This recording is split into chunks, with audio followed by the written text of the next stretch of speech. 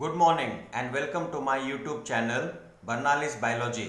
Today we are going to discuss Chapter 2 Sexual Reproduction in Flowering Plants of Class 12. I am Santosh Mahapatra, the director, and Barnali's Biology belongs to Dr. Barnali Besaki, the chairperson. Let us begin with our topic. The first topic for today is flower. Flower, a fascinating organ of angiosperms. Flowers are morphological and embryological marvels in flowering plants. They are the sites of sexual reproduction. They are modified condensed shoots having distinct nodes called as whorls placed one above the other without internodes. Each whorl bears specific appendages. Calyx, being the outermost, is composed of sepals. Corolla in second whorl composed of petals. Androecium in the third whorl composed of stamens, and gynoecium in the center composed of carpels or pistils. The two outermost whorls, calyx and corolla, are protective and sterile. They are also called accessory organs which surround the reproductive or fertile parts. The two innermost whorls, androecium and gynoecium, take part in sexual reproduction and are called essential organs. This is a diagrammatic representation of the LS of a flower. In the center, we can see the stigma, style, ovary. Inside the ovary, we have the ovules.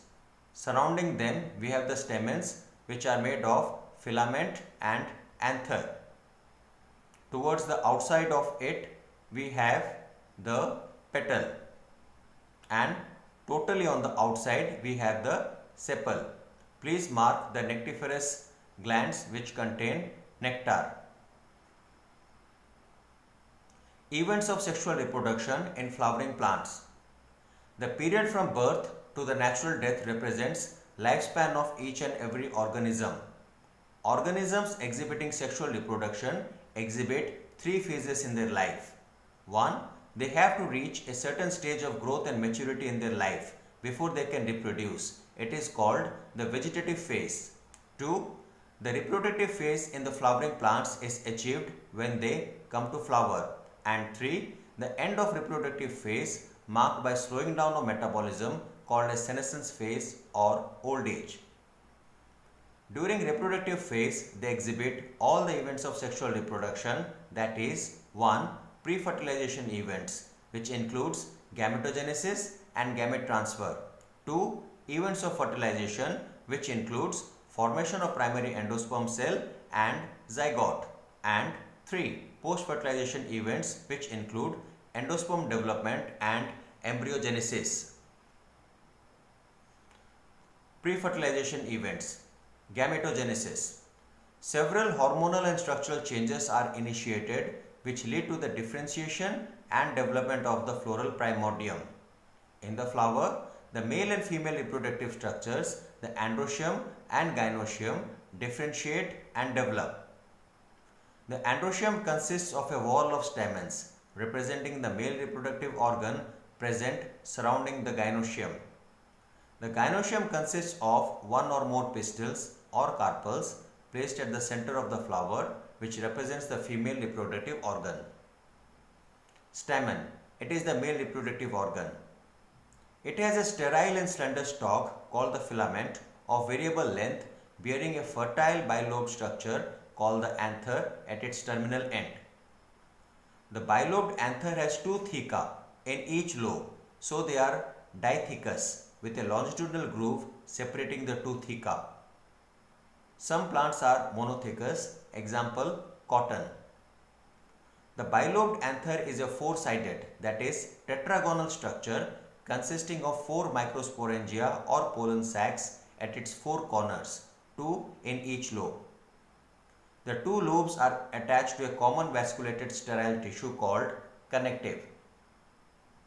This is a diagram of a typical stamen, figure A, where you can see anther on the top and filament at the bottom, and figure B is a three-dimensional cut section of anther. Here you can see the line of dehiscence from where the anther splits so that the pollen grains can be released. And in the diagram we can see the pollen sacs and the pollen grains. Transverse section of an anther. The 4 microsporangia in the anther develop further to become pollen sacs. They extend longitudinally throughout the length of an anther and are packed with pollen grains. Each microsporangium is nearly circular in outline and surrounded by 4 wall layers: epidermis, endothecium, 1 to 3 middle layers, and tapetum. The outer 3 walls, that is epidermis, endothecium and the middle layers, they perform the function of protection and help in dehiscence of anther to release the pollens. The tapetum is the innermost wall layer that nourishes the developing pollen grains. Tapetum is of 2 types, either amoeboid or secretory. The amoeboid tapetal cells fuse to form a common mass of protoplasm which infuses among the sporogenous cells to nourish them. The secretory tapetal cells release the nutrition for the developing sporogenous cells. The tapetal cells possess dense cytoplasm and more than one nucleus. More than one nucleus in the cell is because of the breakdown of the tapetal cells. They release Ubish bodies which help in ornamentation of pollen wall. They secrete and deposit sporopollenin in the exine of pollen wall in a species specific pattern. This is the diagram of transverse section of mature anther. In figure A, you can see a prominent connective. Then we have got epidermis, endothecium, middle layers, tapetum and microspore mother cells. In figure B, you can see the enlarged version. The outermost is epidermis. Inside that we have got endothecium. Then next to it we have got 2 to 3 layers of middle layers.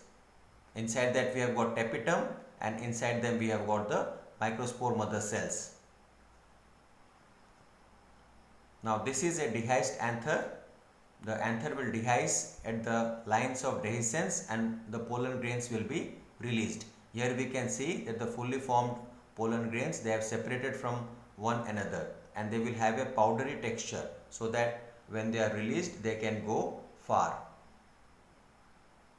Microsporogenesis.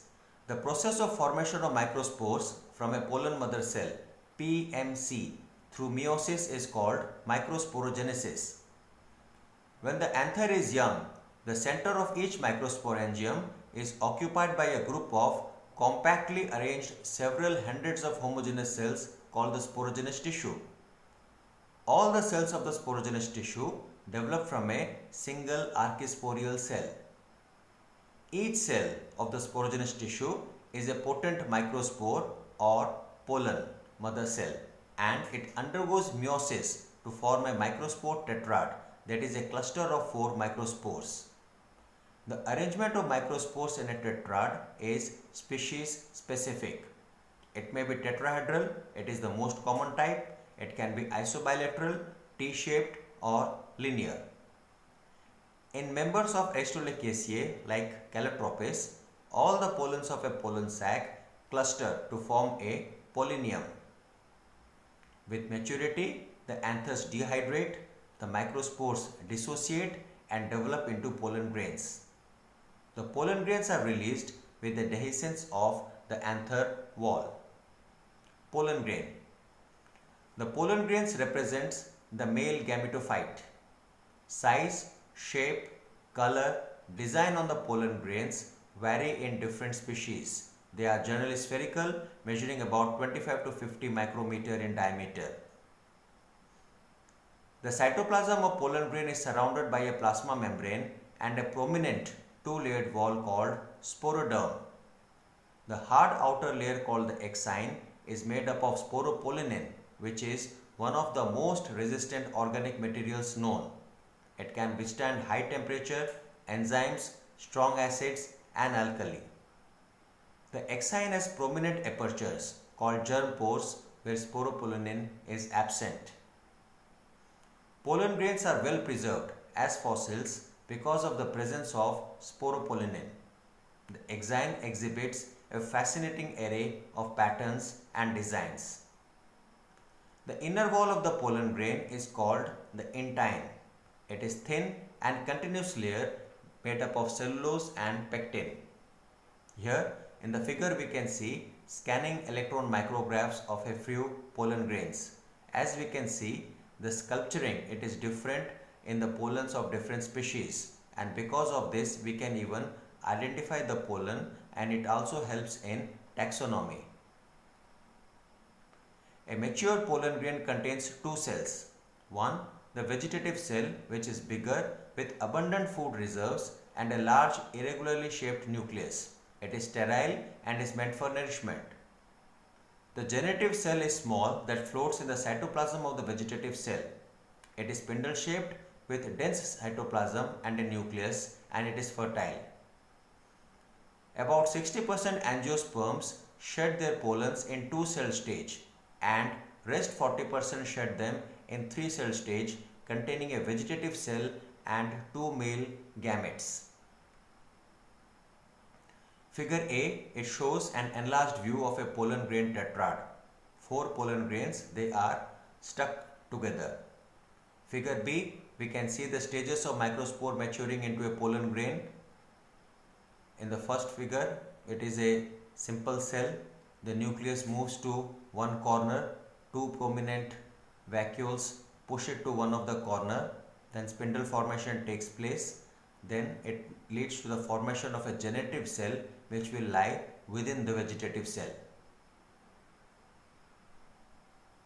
Pollen allergy and viability. Pollen grains of many species cause severe allergies and bronchial afflictions. It leads to chronic respiratory disorders like asthma and bronchitis in humans. Parthenium or carrot grass, it came into India as a contaminant with imported wheat. It has become ubiquitous in occurrence and causes pollen allergy. Pollen viability is the duration between pollen release from anther and pollen germination on the stigma. They have to land on the stigma before they lose viability to bring about fertilization. It is highly variable and depends on temperature and humidity. The pollens of rice and wheat lose viability within 30 minutes of their release, whereas those of members of Rosaceae, Leguminosae and Solanaceae have longest viability period. Pollen grains can be stored in liquid nitrogen at -196 degrees centigrade. It is called cryopreservation, and it is used for artificial pollination in crop breeding program. Such storehouses are called pollen banks. Pollen products. The pollen grains are rich in nutrients, so they are used as supplements. A large number of pollen products in the form of tablets and syrups are available in the market to increase performance and stamina in humans and racehorses. Pollen grains contain unsaturated fatty acids and can give protection against ultraviolet rays. Therefore, they are used in cosmetics and pharmaceuticals. In the figure below, we can see the different pollen products. With this, we come to an end of this topic. Thank you.